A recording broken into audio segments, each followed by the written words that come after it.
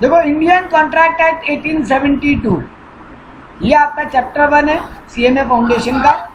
इसमें अपने क्या क्या मेन टॉपिक पढ़ते हैं कि कॉन्ट्रैक्ट का मतलब क्या है, एक कॉन्ट्रैक्ट को करने के लिए वैलिड एलिमेंट्स क्या होगा, एक कॉन्ट्रैक्ट का कितना टाइप्स होगा, ये सब स्टार्टिंग में पढ़ेंगे। और फिर जितने वैलिड एलिमेंट पढ़ते हैं उन सब वैलिड एलिमेंट के बारे में डिटेल में पढ़ेंगे।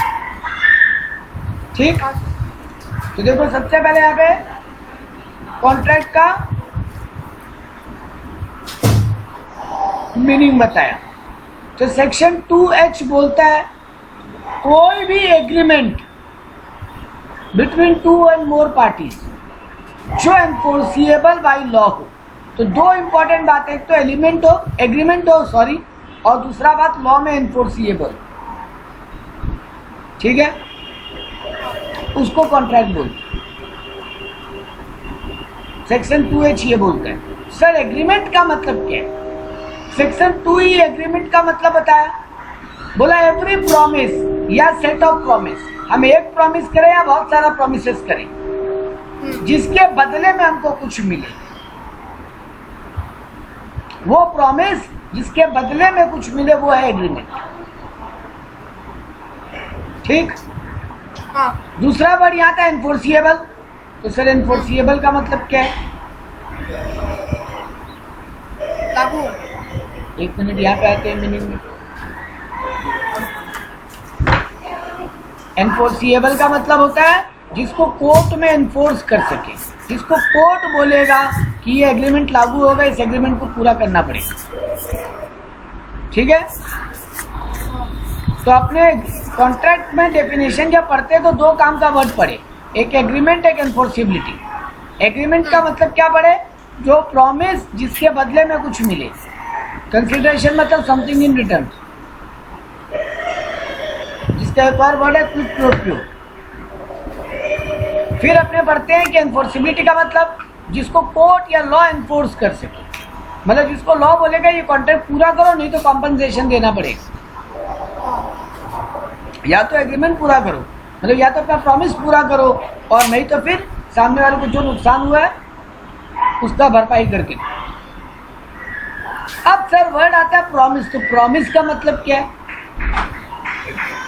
सेक्शन 2D2B बोलता है when a person make a proposal to someone, और सामने वाला जब उस प्रपोजल को हाँ कर दो उसको बोलते हैं प्रॉमिस। हम आपको कोई प्रपोजल दिया और आप उस प्रपोजल को हाँ कर दिए, कब बनता है प्रॉमिस? तो बेटा यानी ओवरऑल क्या क्या वर्ड आ गया? सर प्रपोजल होना चाहिए और प्रपोजल का एक्सेप्टेंस भी होना चाहिए, तब बनता है प्रॉमिस। सर प्रॉमिस के साथ अगर कंसिडरेशन ऐड किया जाए तब बनता है एग्रीमेंट, और सर एग्रीमेंट में एनफोर्सिबिलिटी ऐड किया जाए तब जाके बनता है कॉन्ट्रैक्ट। ठीक है, तो प्रपोजल और एक्सेप्टेंस को ऐड करो तो बनता है प्रॉमिस, प्रॉमिस में जोड़ दो कंसिडरेशन तो बन जाता है एग्रीमेंट, और एग्रीमेंट में जब एनफोर्सिबिलिटी ऐड कर दो तो बन जाता है कॉन्ट्रैक्ट।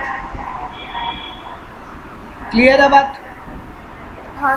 तो यही है डेफिनेशन।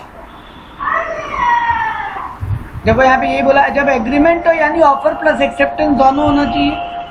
हाँ। और यहाँ पे एक बात ये थोड़ा मिस्टेक किया, offer plus acceptance plus consideration भी लिखो, क्योंकि ऑफर प्लस एक्सेप्टेंस मतलब तो प्रॉमिस हुआ, तो प्रॉमिस प्लस कंसिडरेशन होना जरूरी है। और जब उस एग्रीमेंट में एनफोर्सिबिलिटी ऐड कर दिया जाए तो वो बन जाता है कॉन्ट्रैक्ट। तो यानी ये सब वर्ड यहाँ से निकल कर आए। कंसिडरेशन का भी मतलब जान लेते हैं। कंसिडरेशन का मतलब क्या है? सर बदले में कुछ मिले। जब हम आपको प्रॉमिस करें कुछ करने का या कुछ नहीं करने का, अभी या पास्ट में कुछ किए आपके लिए या पास्ट में कुछ नहीं करने का प्रॉमिस किए, या फ्यूचर में कुछ करने का या नहीं करने का प्रॉमिस किया। एक चीज गौर कर रहे हो, हम सिर्फ करने का बात नहीं कर रहे हैं, नहीं करना भी कंसिडरेशन। आप हमको 2 लाख रुपए दिए, बोले इस एरिया में दुकान मत खोलो या सेम बिजनेस मत करो, कोई और एरिया में कर लो, तो ये कुछ नहीं करने का कंसिडरेशन होगी। आप हमको 2 लाख रुपए दे रहे हो, हम बदले में क्या दे रहे हैं? नहीं करने का प्रॉमिस। हम आपके साथ पार्टनरशिप में था, अब हम पार्टनरशिप से अलग हो गए, तो बेटा हम प्रॉमिस किया आपको कि हम अगले 3 साल तक सेम बिजनेस नहीं करेगा जो पार्टनरशिप फॉर्म कर रहा था। इसके बदले में भी हम 3 लाख रुपए लिए एक्स्ट्रा। तो ये जो 3 लाख मिला बदले में हम क्या दे रहे हैं? नहीं करने का प्रॉमिस। तो देखो एक डेफिनेशन क्या लिखा, when at the desire of the promisor, promisee or any other person has done or abstain from doing. Abstain मतलब मना करना, कर चुका या करने से मना कर चुका, करेगा कर रहा है या करने से मना कर रहा है, डज और एब्सटेन फ्रॉम डूइंग। और टू डू और एब्सटेन फ्रॉम डूइंग, करेगा या करने से मना कर देगा, मतलब पास्ट, प्रेजेंट या फ्यूचर, इसी को बोलते हैं कंसिडरेशन। ठीक है, वैसे कंसिडरेशन डिटेल में आएगा बाद में, तो अभी उतना माथा लगाने का दरकार नहीं। फिर हम लोग पढ़ते हैं essential element of a valid contract. एक वैलिड कॉन्ट्रैक्ट होने के लिए क्या क्या जरूरी है? सबसे पहले एक एग्रीमेंट होना जरूरी है। एग्रीमेंट मतलब ही क्या होता है? Offer plus acceptance. तो यानी हम आपको कुछ ऑफर करें और बदले में आप उसको एक्सेप्ट करें, तभी एग्रीमेंट बनेगा, और एग्रीमेंट होगा तभी एक कॉन्ट्रैक्ट वैलिड होगा। एक यहाँ पे बात है छोटा सा, क्या एग्रीमेंट रिटर्न होना कंपलसरी है? नहीं, इट कैन बी ओरल और रिटर्न। फिर बोला फ्री कंसेंट होना चाहिए, मतलब आप अपनी मर्जी से हाँ कर रहे हो, कोई प्रेशर में आके हाँ नहीं कर रहे। वॉलेंट्री फ्री, वॉलेंट्री आप एग्री कर रहे हो मतलब अपने मन से एग्री कर रहे हो। वॉलेंट्री होता है मतलब अपनी इच्छा से। फिर बोला कंसिडरेशन जो बदले में मिलेगा ना, वो होना जरूरी है। बिना कंसिडरेशन के एक एग्रीमेंट वैलिड कॉन्ट्रैक्ट नहीं बनता। ठीक है ना? और वो कंसिडरेशन बेटा लॉफुल होना चाहिए। हम आपको कोई इलीगल चीज दे वो थोड़ी नहीं चलेगा। आप हमको अपना घर बेच रहे हो, बदले में हम आपको ड्रग्स दे रहे हैं, या बदले में हम आपको इलीगल बंदूक दे रहे हैं, ये नहीं हो, ये कंसिडरेशन वैलिड नहीं होगा, क्योंकि कंसिडरेशन लॉफुल होना चाहिए। पार्टीदार कंपिटेंट, पार्टी कैपेबल होना चाहिए कॉन्ट्रैक्ट करने के लिए, मतलब बच्चा नहीं होना चाहिए, अनसाउंड माइंड नहीं होना चाहिए, डिस्क्वालिफाइड नहीं होना चाहिए। ठीक। इसके बाद बोला number 5th element legality of the object. जो चीज हम दे रहे हैं वो भी लीगल होना चाहिए। एक घर हम आपको दे रहे हैं, बदले में आप हमको 10 लाख रुपए दे रहे हो, यहाँ पे दोनों चीज लीगल नजर आ रहे हैं। हाँ। लेकिन वो जो घर है ना वो मेरा नहीं है, किसी और का है, अब वो लीगल नजर नहीं आ रहा। नहीं। हाँ, तो बेटा जी जो ऑब्जेक्ट यानी जिस चीज के लिए डील हो रहा है वो ऑब्जेक्ट भी लीगल होना चाहिए, और हम दोनों लीगल रिलेशनशिप में आने चाहिए। सोशल या डोमेस्टिक नेचर का एग्रीमेंट यहाँ पे कॉन्ट्रैक्ट नहीं बनता। हस्बैंड वाइफ को प्रॉमिस किया कि हम तुमको एक घड़ी लाके देगा, नहीं लाके दिया, तो ये सोशल एक है। पापा बेटे को प्रॉमिस किया एग्जाम में पास हो साइकिल दिलाएंगे, बेटा एग्जाम में पास भी हुआ लेकिन साइकिल नहीं दिलाए पापा, इसके लिए केस नहीं हो सकता क्योंकि ये कॉन्ट्रैक्ट नहीं है। ठीक है, यहाँ कंसिडरेशन है, प्रॉमिस है, लेकिन एनफोर्सिबिलिटी नहीं है ना। नहीं, हम पापा बेटे को बोले एग्जाम में पास हो गाड़ी ये साइकिल या बाइक दिलाएंगे, तो साइकिल और बाइक के बदले में एग्जाम में पास होना समथिंग इन रिटर्न माना जाएगा? हाँ बिल्कुल माना जा रहा है, यानी कंसिडरेशन है। दोनों चीज लीगल भी है। ठीक है, यानी ऑब्जेक्ट और कंसिडरेशन दोनों लॉफुल भी है। पार्टीज कैपेबल भी है, बच्चा भी वो 18 प्लस है मान लो, तो माइनर नहीं है, पागल नहीं है, डिस्क्वालिफाइड भी नहीं है। सर यहाँ पे एग्रीमेंट भी हो रहा है, ऑफर भी है और एक्सेप्टेंस भी है। पापा बेटे को ऑफर किया, बेटा एक्सेप्ट किया। फ्री कंसेंट भी है, कोई किसी को मेंटल टॉर्चर या प्रेशर में नहीं डाला, डराया धमकाया नहीं है, मिसगाइड नहीं किया कोई किसी को। तो बेटा सारा एलिमेंट है, लेकिन सर ये सोशल और डोमेस्टिक नेचर का है, इसको आप कोर्ट में एनफोर्स नहीं कर सकते। कल को बेटा जाके पापा पे कोर्ट केस नहीं कर सकता कि मेरे पापा तो हमको प्रॉमिस किए थे एग्जाम में पास हो तो गाड़ी दिलाएंगे या बाइक दिलाएंगे या साइकिल दिलाएंगे, हम एग्जाम में पास भी हुआ लेकिन पापा दिलाए नहीं। इस बात का कोर्ट केस नहीं होगा। यानी लीगल रिलेशनशिप नहीं है यहाँ पे, सोशल या डोमेस्टिक रिलेशनशिप है ना। तो बेटा ये वाला एलिमेंट नहीं है, मतलब ये कॉन्ट्रैक्ट वैलिड नहीं है। यानी सर आप जितना एलिमेंट पढ़ा रहे हो सबका सब होना कंपल्सरी है, एक भी मिसिंग हुआ तो वो कॉन्ट्रैक्ट वैलिड कॉन्ट्रैक्ट नहीं होगा। ठीक बात। आगे 7 नंबर पॉइंट क्या बोला? Agreement not expressly declare to be void. कोई लॉ या कोर्ट इस टाइप का कॉन्ट्रैक्ट को वॉइड डिक्लेयर नहीं किया, मतलब लॉ के नजर में भी ये वैलिड है। कॉन्ट्रैक्ट सर्टेन होना चाहिए। हम आपको लाल वाला या नीला वाला गाड़ी देंगे 5 लाख के बदले में, बेटा अनसर्टेनिटी आ रहा है, लाल वाला कि नीला वाला एक बोलो। ये गाड़ी हम आपको 5 लाख या 7 लाख में बेचेंगे, सर 5 लाख की 7 लाख क्लियर नहीं है, ठीक है ना। आप एक ऑयल की दुकान में गए, वहां पे वेराइटी ऑफ ऑयल है, mustard oil, groundnut oil, soybean oil, sunflower oil, खाने का बहुत सारा तेल है वहां पे। लेकिन वहां पे लिख के रहेगा ऑयल ₹200 पर लीटर, लेकिन यानी यहाँ पे वो मेंशन नहीं किया कौन सा ऑयल, यानी अनसर्टेन है। तो अगर सर्टेनिटी नहीं है तो वो कॉन्ट्रैक्ट वैलिड नहीं है।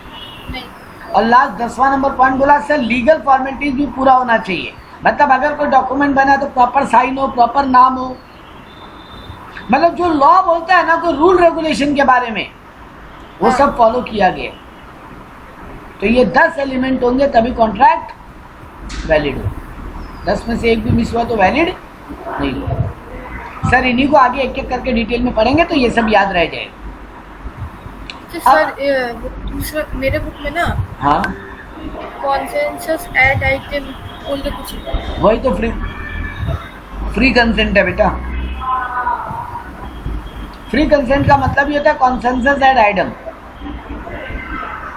और ये कंसीडरेशन को ये लैटिन लैंग्वेज वगैरह में, ग्रीक लैंग्वेज वगैरह में फ्री कंसेंट को बोलते हैं कंसेंसस एट आइटम, और अगर कंसीडरेशन को बोलते हैं क्विड प्रो क्यो। ठीक है। तो फ्री कंसेंट भी एक बार दिया हुआ, दोनों एक ही मीनिंग है बेटा, ठीक है, दोनों एक ही है। यहाँ तक हुआ 10। अब आता है क्लासिफिकेशन ऑफ कॉन्ट्रैक्ट, अगला इंपॉर्टेंट क्वेश्चन। और इसके बाद सर जितना आपने पॉइंट पढ़े हैं अभी ऊपर वैलिड कॉन्ट्रैक्ट के लिए, उन्हीं में से कई एक बड़ा बड़ा टॉपिक बन गए।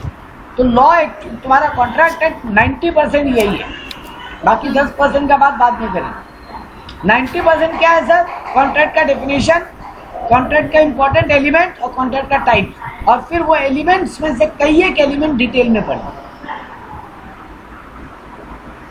ठीक सर, आ जाइए अगले टॉपिक पे, क्लासिफिकेशन ऑफ कॉन्ट्रैक्ट। तो पहला बात बोला कॉन्ट्रैक्ट एनफोर्सिएबल होना चाहिए। अकॉर्डिंग टू एनफोर्सिबिलिटी कितना टाइप का कॉन्ट्रैक्ट हो सकता है? सबसे पहले बोला वैलिड, फिर बोला वॉइड, फिर बोला वॉइडेबल, फिर बोला एक और, ये 2 बार वॉइड बोला लेकिन एक बार वॉइड एग्रीमेंट बोला, एक बार वॉइड कॉन्ट्रैक्ट बोला, और 5वां बोला अनएनफोर्सिएबल, 6वां बोला इलीगल। तो 6 टाइप ऑफ कॉन्ट्रैक्ट है according to enforceability. Number 1 valid contract, मतलब सर जितने ऊपर एलिमेंट जो पड़े हैं ना, उस जिस कॉन्ट्रैक्ट में उस 10 का 10 एलिमेंट एप्लीकेबल हो, अवेलेबल हो, वही वाला कॉन्ट्रैक्ट वैलिड होगा। तो यहाँ पे लिखा in other word satisfied all the requirement of a valid contract, जो कि ऊपर सेक्शन 10 में बोला है। वो सारे के सारे एलिमेंट जिस कॉन्ट्रैक्ट में अवेलेबल हो वही कॉन्ट्रैक्ट वैलिड होता है। दूसरा बोला void contract, void agreement. Void agreement क्या होता है? Agreement not enforceable by law, जिसको कोर्ट बोलेगा हम कुछ नहीं कर सकते, इसका कोई लीगल कंसिक्वेंस ही नहीं है। बेटा हम आसमान से तारा तोड़ के लाके देने का एग्रीमेंट की कोई नहीं सर। सर, ये कॉन्ट्रैक्ट, ये एग्रीमेंट ही रह जाएगा, ये कॉन्ट्रैक्ट बनेगा ही नहीं, क्योंकि एनफोर्सिएबल नहीं है। हम बोला हम जो यहाँ से पाकिस्तान पैदल जाके आगे दिखाएगा, सर पॉसिबल नहीं है। तो ये एग्रीमेंट कॉन्ट्रैक्ट ही नहीं बने, क्योंकि इसको कोर्ट एनफोर्स ही नहीं कर पाएगा। कल को अगर हम तारा लाके नहीं दिया आसमान से, तो आप मेरे को फोर्स नहीं कर सकते कोर्ट में कि हमको या तो तारा दिलाओ या फिर कंपनसेशन दे दो, क्योंकि कोर्ट बोलेगा तुम कॉन्ट्रैक्ट साइन करते समय तुम क्या देख रहा था, तुमको नहीं पता था, ये पॉसिबल नहीं। हम तुमको बोला तुम्हारे घर के नीचे जमीन से हम जादू से खजाना खोज के दे, एक मरा हुआ आदमी को हम जिंदा कर देगा, सर ये सब पॉसिबल नहीं है। तो ये एग्रीमेंट ही वैलिड नहीं होगा, ये एग्रीमेंट ही कभी कॉन्ट्रैक्ट बनेगा ही नहीं, क्योंकि एक एग्रीमेंट में जब तक एनफोर्सिबिलिटी ऐड नहीं हो तब तक वो वैलिड होता ही नहीं, तब तक वो क्या कहलाता है, वॉइड। सर वॉइड का एकदम सिंपल मतलब जिसको लॉ का कोई कंसिक्वेंसेस नहीं है, जिसमें जिसको लॉ एनफोर्स नहीं कर सकते। सर फिर वॉइड कॉन्ट्रैक्ट क्या हुआ, दोनों तो सेम ही हुआ। बेटा वॉइड कॉन्ट्रैक्ट में और वॉइड एग्रीमेंट में यही फर्क हुआ कि पहले उसमें एनफोर्सिबिलिटी था, बाद में कोई कारण से वो पॉसिबल नहीं हो पा रहा। जैसे मेरे फैक्ट्री में ऑयल बनता है, हम आपको ऑयल बेचने का 2 लाख बॉटल ऑयल बेचने का हम आपको एग्रीमेंट कर लिया था। ये एग्रीमेंट नॉर्मल है, इसमें कोई गलत बात नजर आ रहा है क्या? नहीं। ये एनफोर्सिएबल भी हो सकता है। हाँ। यानी स्टार्टिंग में ये एग्रीमेंट भी है और एनफोर्सिबिलिटी भी है, मतलब ये कॉन्ट्रैक्ट है। हाँ। लेकिन बाद में मेरे फैक्ट्री में आग लग गया बेटा, और पूरा फैक्ट्री जल के खत्म हो गया। हाँ। तो बेटा पॉसिबल है कि हम आपको तेल दे पाएंगे? नहीं। और इस बात के लिए आप मेरे को कोर्ट केस करोगे तो कोर्ट आपका हेल्प करेगा क्या? नहीं। नहीं। कोर्ट बोलेगा देखो आपका दिया हुआ पैसा हम वापस दिलवा सकते हैं, लेकिन आपको कॉम्पनसेशन एक्स्ट्रा पैसा हम नहीं दिलवा सकते, और नहीं पार्टी को फोर्स कर सकते हैं कि वो कॉन्ट्रैक्ट को पूरा। ठीक बात ना? तो ये स्टार्टिंग में कॉन्ट्रैक्ट बन गया था, लेकिन बाद में वॉइड हुआ। ठीक है, तो देखो वॉइड एग्रीमेंट वो है बेटा जो शुरुआत से वॉइड है, वॉइड एब इनिशियो, मतलब स्टार्टिंग से वॉइड है। लेकिन वॉलिड कॉन्ट्रैक्ट, वॉइड कॉन्ट्रैक्ट वो है जो पहले वैलिड कॉन्ट्रैक्ट था, लेकिन बाद में कोई रीजन से वो अनएनफोर्सिबल। हम आपको बोला था मेरे खेत में जितना अनाज उगेगा हम आपको सारा बेचेंगे, कोई दिक्कत नहीं, सही है एकदम। लेकिन इतना फ्लड आया या इतना सूखा पड़ा कि मेरा पूरा फसल बर्बाद हो गया, अनाज हो ही नहीं पाया, हम आपको क्या बेचें? तो इसके लिए आप में से कॉम्पनसेशन नहीं ले सकते, न कोर्ट में मेरे को फोर्स कर सकते हो कि नहीं तुमको तो सामान देना ही पड़ेगा। तो स्टार्टिंग में ये वैलिड कॉन्ट्रैक्ट था, बाद में वॉइड हो गया। ठीक है, अब आता है वॉइडेबल कॉन्ट्रैक्ट। सर वॉइडेबल मतलब जिस पार्टी के साथ ज्यादती हुआ है, यानी जो पार्टी एग्राइव्ड है, एग्राइव्ड पार्टी मतलब जिसके साथ गलत हो रहा है, जिसके साथ ज्यादती हो रही है, कोर्ट उसको ऑप्शन देगा, बोलो कॉन्ट्रैक्ट को पूरा करें कि कैंसिल करें। इसका बेस्ट एग्जांपल है कोएर्शियन। हम आपके माथा पे बंदूक रख के अपने नाम पे प्रॉपर्टी लिखवा ली, अब आप कोर्ट गए और कोर्ट में ये साबित कर दिए कि नीरज सर मेरे को धमकी दे के कोएर्शियन करके मेरे से प्रॉपर्टी अपने नाम करवाए। कोर्ट अब आपको पूछेगा, बोलो आपको नीरज सर को अभी भी प्रॉपर्टी बेचना है कि वापस आपको अपना प्रॉपर्टी चाहिए? तो कोर्ट आपको ऑप्शन दिया ना बेटा, आप चूज करो, ये कॉन्ट्रैक्ट को कैंसिल करें, इनवैलिड करें कि वैलिड करें, है ना? इसीलिए इसको बोलते हैं वॉइडेबल। ये एबल लगने का मतलब ही क्या होता है, ये वॉइड हो सकता है या वैलिड भी हो सकता है ना? तो यही हुआ वॉइडेबल, जहाँ पे एग्राइव पार्टी को कोर्ट ऑप्शन दे, ऑप्शन कि आप कॉन्ट्रैक्ट को पूरा करवाओ या मत करवाओ, आप बताओ। अब आपको लग रहा है कि ये जमीन तो डिस्प्यूटेड जमीन हो गया, अब कोई और तो ढंग से लेगा नहीं, क्योंकि आजकल ना कोई भी जहाँ पे कोई डिस्प्यूट आ जाए कोई लैंड या प्रॉपर्टी में, वो प्रॉपर्टी कोई लेना नहीं चाहते, सबको डर लगता है कि बाद में फिर कोई झमेला आ गया तो आपको लगा ये तो उतना दाम में नहीं बिकेगा क्योंकि इस पर गुंडा उंडा ये सब झमेला आ गया, धमकी वमकी, तो आप कोर्ट को बोले अच्छा ठीक है प्रॉपर्टी बिकवाइए और हमको इतना रुपया चाहिए इस प्रॉपर्टी, ठीक है। अनएनफोर्सिएबल कॉन्ट्रैक्ट क्या होता है और इलीगल कॉन्ट्रैक्ट क्या होता है? अनएनफोर्सिएबल का मतलब सर अभी तो ऊपर आप बताया वॉइड कॉन्ट्रैक्ट को अनएनफोर्सिएबल बोलते हैं, तो फिर दोबारा अनएनफोर्सिएबल क्या है?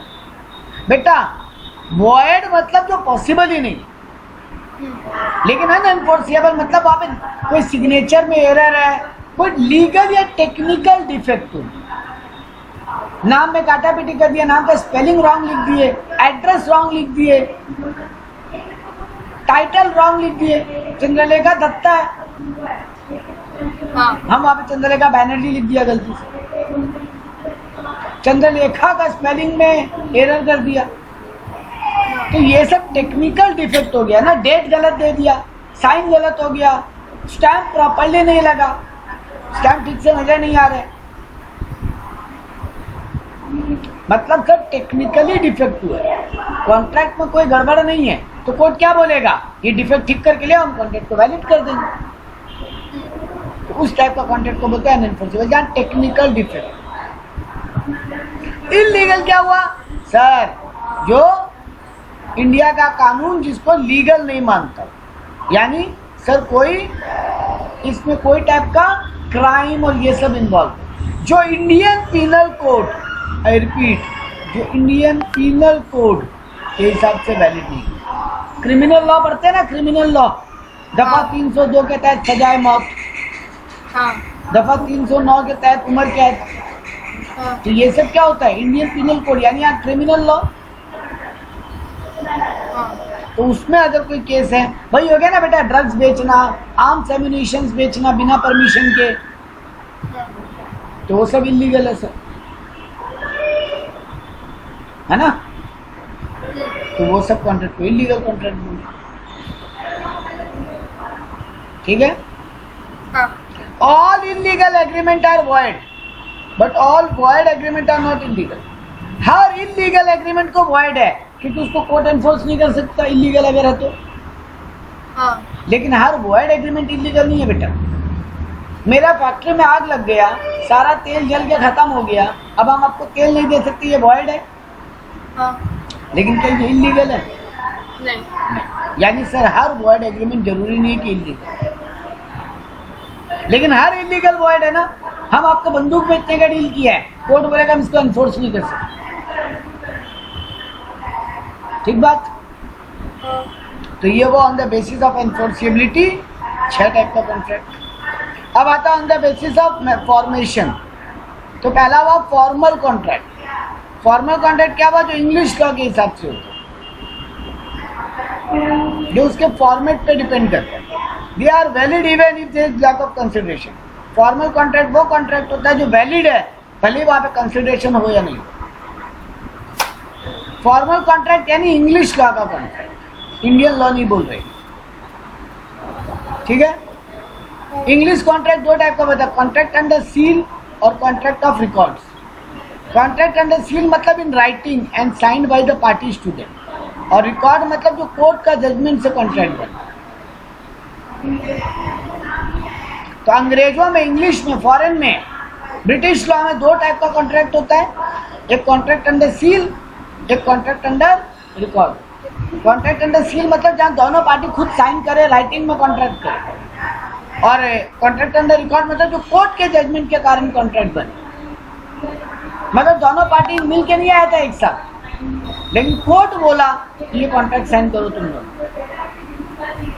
जैसे एग्जांपल देते हैं, बच्चे का पेरेंट का डेथ हो गया, तो क्या बच्चे के चाचा को कोर्ट बोला कि बच्चा जब तक 18 साल का नहीं हो जाए तुम इसको संभालो, और इसका प्रॉपर्टी को भी तुम ही संभालो, जब ये 18 का हो जाएगा तो इसका प्रॉपर्टी इसको दे देना, तब तक इस बच्चे को मेंटेनेंस करो, पालो पोसो संभालो।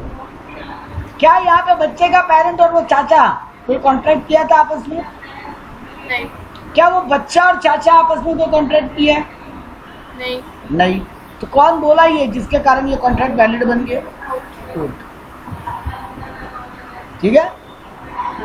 दूसरा होता है simple contract, the contract which is other than formal, जो फॉर्मल नहीं है वो सिंपल है, और इसको परोले भी बोलते हैं, ये एमसीक्यू में काम का वर्ड है। तो कॉन्ट्रैक्ट अंडर फॉर्मेशन इंडिया में नहीं है, ये फॉरेन का है। अब आता है कॉन्ट्रैक्ट एक्सटेंट ऑफ परफॉर्मेंस, यानी कॉन्ट्रैक्ट अकॉर्डिंग टू परफॉर्मेंस। ये बहुत इजी है। एग्जीक्यूटेड कॉन्ट्रैक्ट मतलब जो हो चुका है, कंप्लीटली कंप्लीटेड। एग्जीक्यूटरी कॉन्ट्रैक्ट मतलब जो अभी होली अनपरफॉर्म्ड बाद में होगा, यानी फ्यूचर कॉन्ट्रैक्ट। तो on the basis of performance दो होता है, जो हो चुका या जो होगा, एग्जीक्यूटेड और एग्जीक्यूटरी। फिर आता है contract on the basis of obligation. Obligation मतलब लायबिलिटी या जिम्मेदारी। यहां बोला तीन टाइप का कॉन्ट्रैक्ट है, यूनिलेटरल, बाइलेटरल, मल्टीलेटरल। यूनिलेटरल मतलब एक पार्टी अपना काम कर दिया, अभी दूसरा पार्टी का काम बाकी।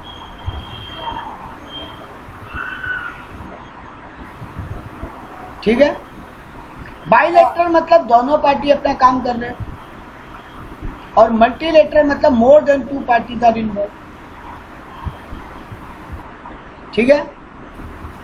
फिर आता है on the basis of creation. Contract कितने टाइप का है सर? एक होता है एक्सप्रेस कॉन्ट्रैक्ट, एक होता है इम्प्लाइड कॉन्ट्रैक्ट, और एक होता है ई कॉन्ट्रैक्ट। एक्सप्रेस कॉन्ट्रैक्ट मतलब जिसमें हम आपको हर एक बात बता दिए, हम आपको बोले कि चंद्रलेखा ये आप उनको अपना गाड़ी बेचोगे, आप बोले हाँ सर हम आपको अपना गाड़ी बेच दें, ये एक्सप्रेस हुआ।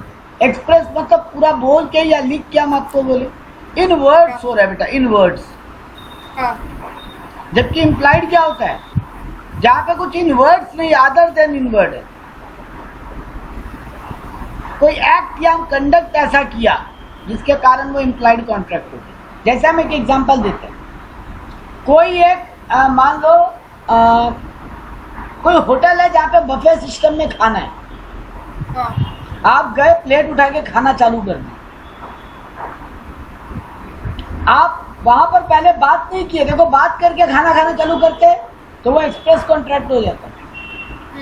लेकिन आप गए प्लेट उठाए और एक एक आइटम लेके खाना चालू कर दिया। अब पेमेंट का टाइम आया, आप बोले किस बात का पेमेंट? तुम्हारा मेरा कोई बात हुआ था कि हम खाना खाएंगे और पैसा देंगे? तो यहाँ पैसा देना पड़ेगा कि नहीं देना पड़ेगा? देना पड़ेगा सर। ये इम्प्लाइड कॉन्ट्रैक्ट मतलब आपका एक्ट या आपका कोई कंडक्ट या आपका कोई बिहेवियर ऐसा था जिससे अपनी आप ही कॉन्ट्रैक्ट हो।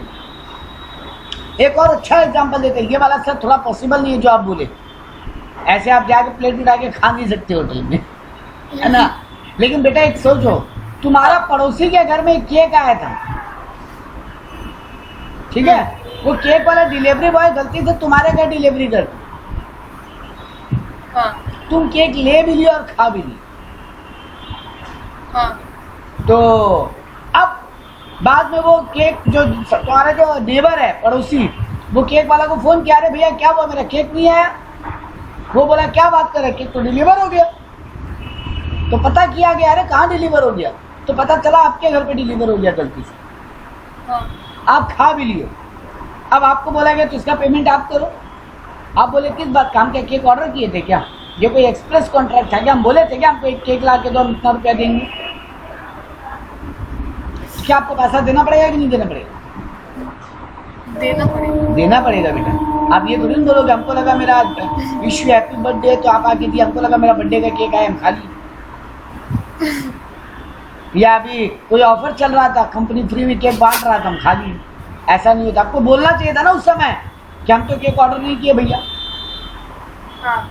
तब पता चलता तो आप नहीं लेते केक, या आप लेना चाहते तो पैसा देते। ये हो गया इम्प्लाइड। आपका बिहेवियर या आपका कंडक्ट ऐसा हुआ जब आपको उसका पेमेंट करना पड़ेगा। ठीक है। एक और एग्जांपल लो, आप एक टैक्सी खड़ा था, टैक्सी में बैठे, अगर आप उससे बात कर लेते भैया हावड़ा से धमतल्ला जाने का कितना भाड़ा, वो आपको बोल देता मान लो 200 रुपया, आप बोलते चलो, तब तो ये एक्सप्रेस कॉन्ट्रैक्ट हो गया। लेकिन आप उससे पूछे नहीं, आप टैक्सी में बैठे, बोला धमतल्ला चलो भैया, वो भी चल लिया। अब वहां जाके वो बोला 200 रुपया बिल हुआ, आप बोले किस बात का 200 रुपया, आपसे मेरा कोई बात हुआ था क्या? अरे तो आपका बिहेवियर क्या बता रहा है कि आप टैक्सी में बैठे और जो मीटर में आएगा वो पेमेंट करोगे, है ना? ठीक है, हाँ तो ये हुआ implied contract. Sir e contract क्या होता है जो हम लोग ऑनलाइन करते हैं? E commerce by interaction of 2 और more person computing contract using electronic means, जैसे ईमेल, आजकल तो और भी तरीका हो गया, आप एप्लीकेशन के थ्रू पेमेंट कर देते हो, अमेजोन से ऑर्डर करते हो, फ्लिपकार्ट से ऑर्डर करते हो, तो वो हो गया ई कॉन्ट्रैक्ट। तो अपने टाइप्स भी खत्म। हाँ अब देखो हम क्या बोला था, एक एक करके एलिमेंट चालू हो जाएगा। पहला एलिमेंट क्या था? एग्रीमेंट। हाँ तो देखो यहाँ पर एग्रीमेंट पढ़ते हैं, ऑफर एंड एक्सेप्टेंस, इसी का तो बात करने हैं। तो पहले ऑफर का बात करेंगे फिर एक्सेप्टेंस का। ऑफर का मतलब क्या होता है? कोई एक आदमी एक्सप्रेस करे अपना विलिंगनेस और इस इंटेंशन के साथ कि सामने वाला उसको एक्सेप्ट करे। हम 3 इंपॉर्टेंट बात बोला है, ऑफर में 3 इंपॉर्टेंट वर्ड यूज किया। एक आदमी अपना इंटेंशन बताए कि जैसे हम आपको इंटेंशन बोला, चंद्रलेखा मेरे से सीए में पढ़ोगे क्या, या आप हमको अपना इंटेंशन बताए नीरज सर आप हमको सीए में पढ़ाएंगे क्या, तो ये आप हमको क्या कियो, एक्सप्रेस कियो अपना विलिंगनेस, अपना इच्छा। और इस सोच के साथ, यहाँ पे ये बहुत इंपॉर्टेंट बात है बेटा, विथ एन इंटेंशन कि नीरज सर हाँ बोल दे तो ठीक रहेगा। अगर आप अपना इच्छा बता रहे हो लेकिन आपका मन में ये भी चल रहा है कि ना ही बोल दे तो बेटर है, तो फिर वो ऑफर है ही नहीं, क्योंकि आप मेरा हाँ तो लेना ही नहीं चाहते, आप तो बस ऐसे फॉर्मेलिटी के लिए मेरे को बोल रहे हो। ठीक बात? तब फिर वो ऑफर नहीं होगा। यानी सबसे पहला बात, सर एक आदमी अपना विलिंगनेस बताए। दूसरा काम का बात, सर उसका इंटेंशन भी हो क्या चीज का, कि सामने वाला उसको एक्सेप्ट करे। ठीक है, इसी को बोलते हैं ऑफर या प्रपोजल। ठीक, अब आता है कितना टाइप का ऑफर हो सकता है सर? सर एक्सप्रेस या इम्प्लाइड। अब ये तो क्लियर है, एक्सप्रेस मतलब हम आपको अपना ऑफर बोले बाय वर्ड्स, और अगर इम्प्लाइड मतलब by conduct. Sir by word तो समझ में आता है, बाय कंडक्ट कैसे ऑफर होता है? एग्जांपल सोचो, यहाँ से हावड़ा बस जा रहा है, तो बेटा ऑब्वियस सा बात है ना, उस पर हावड़ा लिखा हुआ तो हावड़ा जाएगा।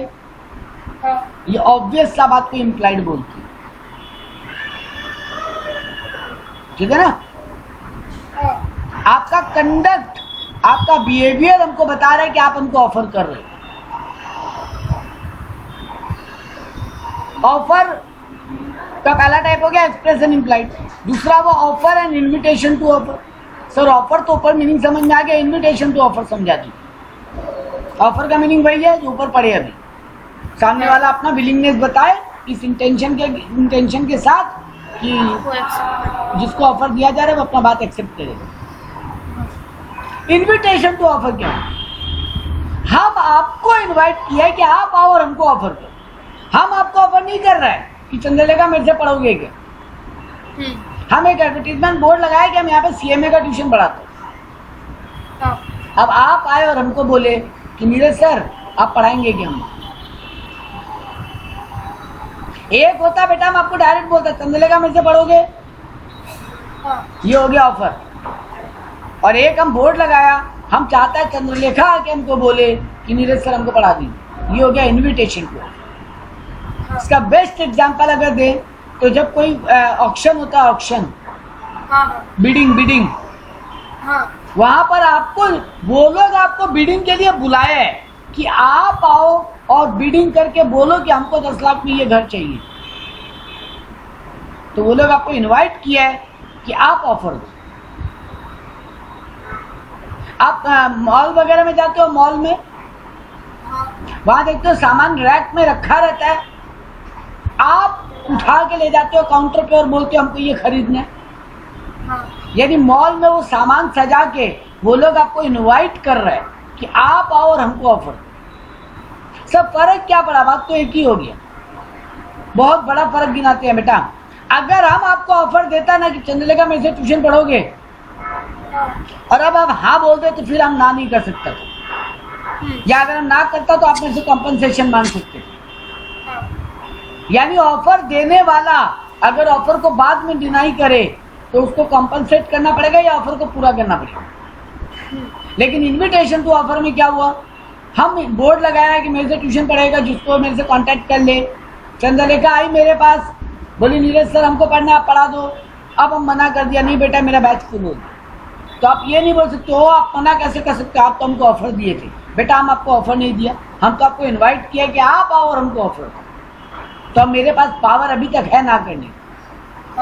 यही मेन डिफरेंस ऑफर और इन्विटेशन का।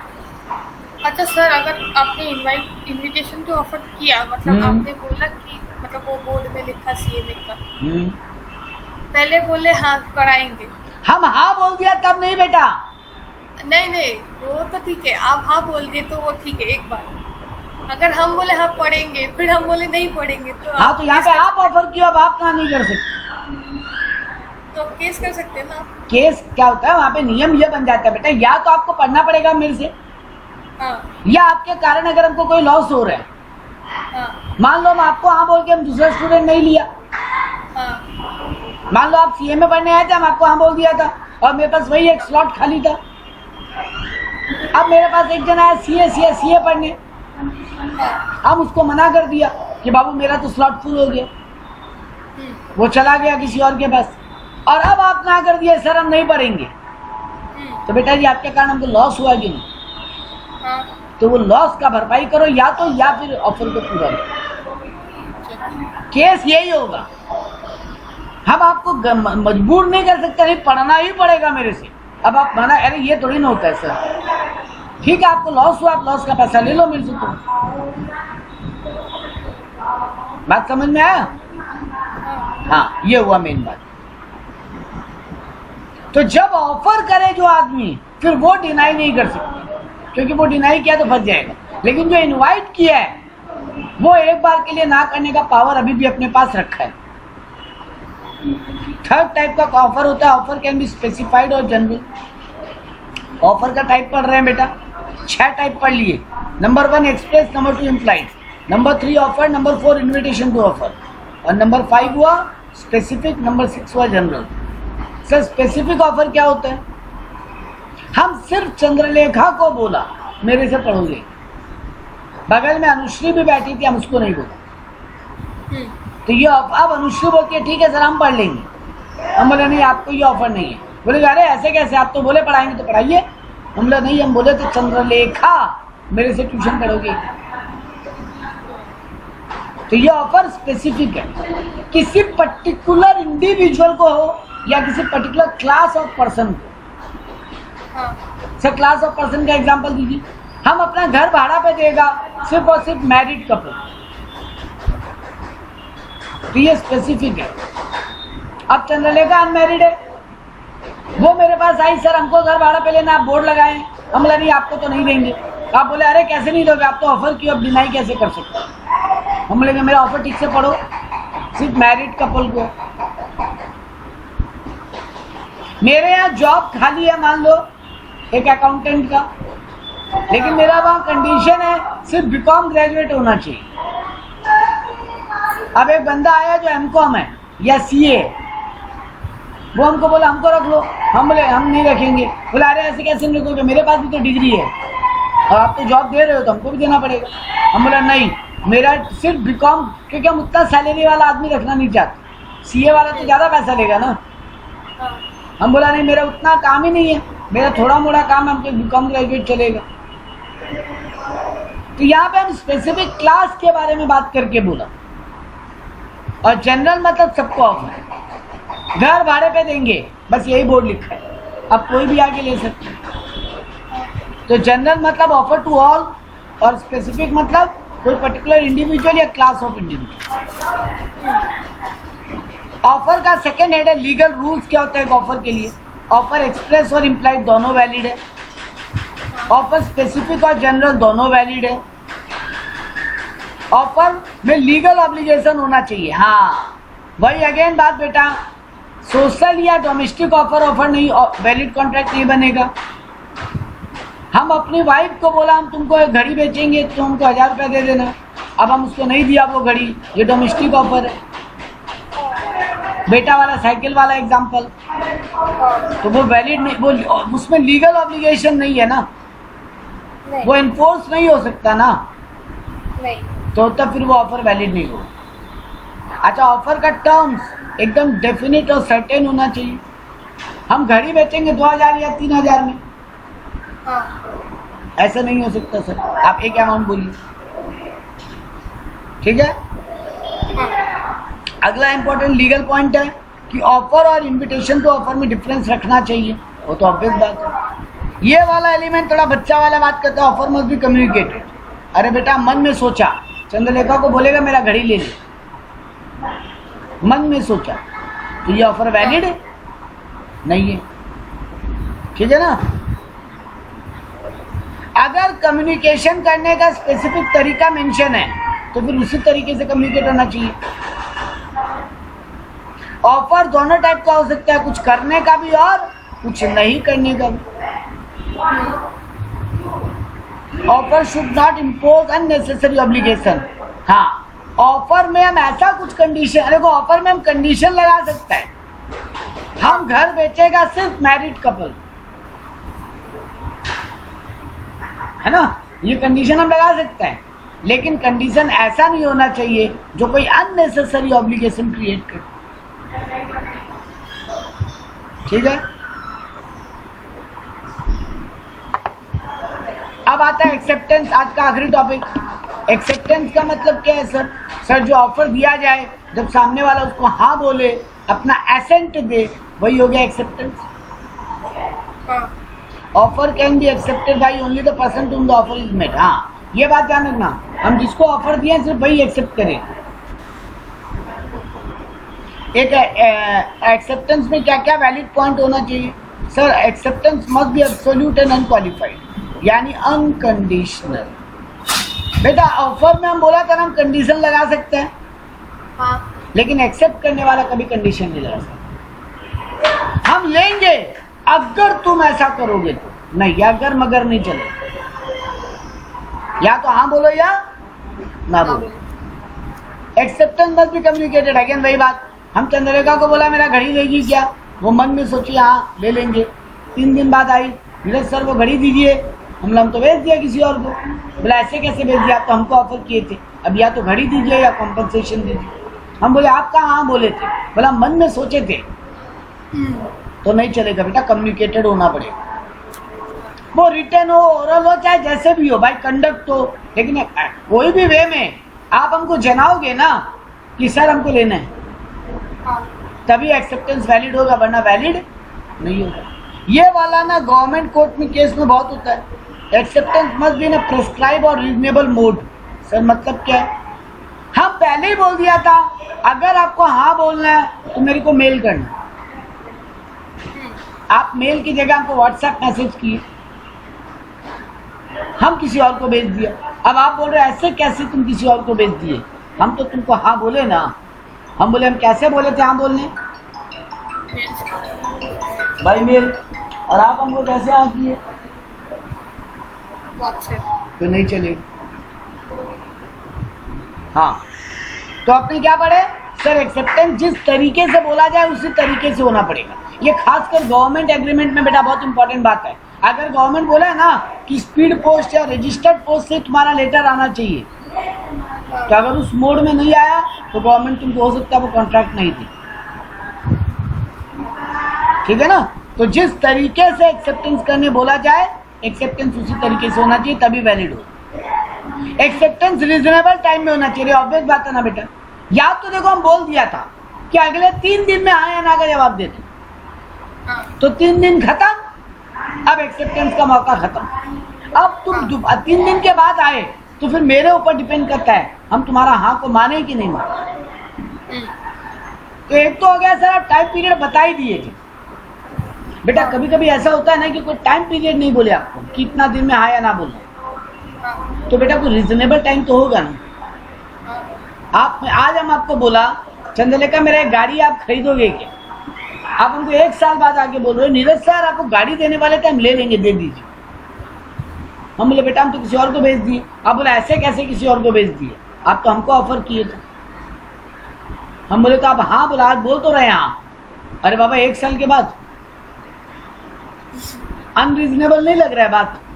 हाँ तो सर लेकिन ये रीजनेबल टाइम होता क्या है? देखो बेटा ये डिपेंड करता है contract to contract, item to item. खराब होने वाला सामान है, ब्रेड, बिस्किट, जैम, बटर, तो 1 या 2 दिन का ऑफर होगा। थोड़ा ड्यूरेबल गुड्स है तो हफ्ता भर होगा, 10 दिन होगा, महीना भर होगा। यानी सर डिपेंड करता है अलग अलग सर्कमस्टांसेस और प्रोडक्ट के ऊपर। तो उस प्रोडक्ट या सर्कमस्टांसेस के हिसाब से जो रीजनेबल टाइम है उसके अंदर में एक्सेप्टेंस होना चाहिए, वरना ऑफर क्या माना जाएगा? Lapsed. Acceptance can not preceded an offer. हम आपको जो ऑफर दिए हैं आप उससे अलग वे में एक्सेप्ट नहीं कर सकते। हम आपको ऑफर किया 1 लाख में मेरा गाड़ी खरीदोगे क्या, आप बोल रहे हो 80,000 में बेचोगे क्या, तो आगे आप मेरा ऑफर को रिजेक्ट कर दिए। अब आप हमको नया ऑफर दें, ठीक है? एक्सेप्टेंस वही करे जिसको ऑफर दिया गया।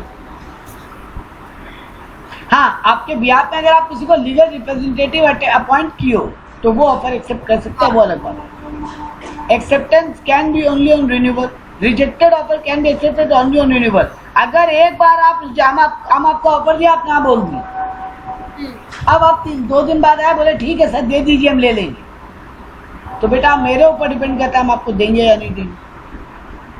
हम दोबारा रिन्यू करेंगे तो फिर तो ऑफर है वैलिड होगा, वरना नहीं वैलिड होगा। रिवोकेशन ऑफ एक्सेप्टेंस, एक बार अगर आप एक्सेप्टेंस ना कर दिए या हाँ कर दिए तो उसको कैंसिल करने के लिए बहुत तरीका होता है। ये उतना काम का बात नहीं, आगे आएगा। ये वाला टॉपिक बहुत ही काम का है। एक ऑफर कब तक वैलिड रहेगा, एक एक्सेप्टेंस कब तक वैलिड रहेगा और रिवोकेशन कब तक कर सकते हैं, यानी एक कम्युनिकेशन कंप्लीट कब माना जाए। सर ऑफर देते वक्त ये देखिए जो ऑफर दिया है उसके लिए ऑफर कब तक कंप्लीट नहीं माना जाएगा, जब तक सामने वाले के पास पहुंच नहीं। हम 5 तारीख को एक लेटर छोड़ा 5 जुलाई को, वो लेटर आपको मिला 9 जुलाई को, जिसमें हम लिखा था मेरा एक घर है आप खरीदोगे क्या 20 लाख रुपए। तो बेटा जब तक आपके पास वो लेटर पहुंचे नहीं तब तक मेरे पास मेरा जो ऑफर है वो कंप्लीट नहीं माना, मतलब तब तक हमको रिवोक करने का मौका है। मतलब ये लेटर हम छोड़ा 5 तारीख को, हम 8 तारीख तक आपके पास खबर भेज दिया कि चंद्रलेखा जो हम आपको ऑफर दिया ना उसको मत मानना, वो ऑफर अब हम नहीं कंटिन्यू कर, तो मेरे पास मौका है रिवोक करने का। हाँ है सर, लेकिन अगर एक बार आपके पास पहुंच गया तो मेरा ऑफर कंप्लीट, अब रिवोक करने का मौका नहीं। तो एक ऑफर कब कंप्लीट, जब तक वो सामने वाले के पास पहुंच नहीं गया। ठीक बेटा, एक एक्सेप्टेंस कब कंप्लीट, अब यहाँ दोनों एंड से सोचना, ऑफर देने वाले के पॉइंट ऑफ व्यू से भी एक्सेप्टेंस कब कंप्लीट होगा और एक्सेप्टर के पॉइंट ऑफ व्यू से भी एक्सेप्टेंस कब कंप्लीट होगा। आप 9 तारीख को लेटर मिला आपको, आप 11 तारीख को उसका रिप्लाई छोड़े कि हाँ सर हमको लेना है, और वो लेटर हमको मान लो 13 तारीख को मिला, तो बेटा मेरे आपके लिए एक्सेप्टेंस कब कंप्लीट माना जाएगा, एक्सेप्ट करने वाले के लिए 13 तारीख, क्योंकि अगेन वही बात, आपके पास 13 तारीख तक रिवोक करने का मौका है। ठीक है ना? तो अगर आप हमको 13 के पहले खबर भेज दो कि सर जो हम एक्सेप्टेंस का लेटर भेजे उसको वैलिड मत मानिएगा, हमको नहीं चाहिए आपका घर, तो बेटा आपके पास मौका है। यानी आपके लिए एक्सेप्टेंस कब कंप्लीट होगा, एक्सेप्ट करने वाले के लिए 13 तारीख, और मेरे लिए एक्सेप्टेंस कब ओवर हो जाएगा, जिस दिन आप लेटर छोड़ो। तो ऑफर कब कंप्लीट, ऑफर करने वाले के पॉइंट ऑफ व्यू से जब तक ऑफर मिलने वाले तक पहुंच नहीं जाए, और ऑफर में ऑफर मिलने वाले का पॉइंट ऑफ व्यू देखने का दरकार नहीं है। ऑफर में वन साइडेड बात है, ऑफर देने वाले के लिए ऑफर कब कंप्लीट, जब तक वो एक्सेप्टर के पास पहुंच नहीं जाए। लेकिन एक्सेप्टेंस में दोनों के पॉइंट ऑफ व्यू से देखना, एक्सेप्टर के लिए तब कंप्लीट जब तक उसका एक्सेप्टेंस का लेटर या इंफॉर्मेशन ऑफरर के पास पहुंच नहीं जाए। और ऑफरर के लिए एक्सेप्टेंस कब कंप्लीट? जिस दिन एक्सेप्टेंस वाला लेटर सेंड कर दिया। ठीक है। हाँ। और रिवोकेशन सर जब तक पहुंचे नहीं तब तक रिवोक करने का मौका है। क्लियर है? हाँ। यहाँ पर यही काम का बात था। हाँ बस यहीं पे स्टॉप करेंगे आज। पहला एलिमेंट खत्म। नेक्स्ट में अपने वॉइड वॉइडेबल पढ़ेंगे एक बार दोबारा थोड़ा सा, फिर कंसिडरेशन। नेक्स्ट क्लास में कंसिडरेशन और कैपेसिटी तक खत्म करेंगे। हाँ।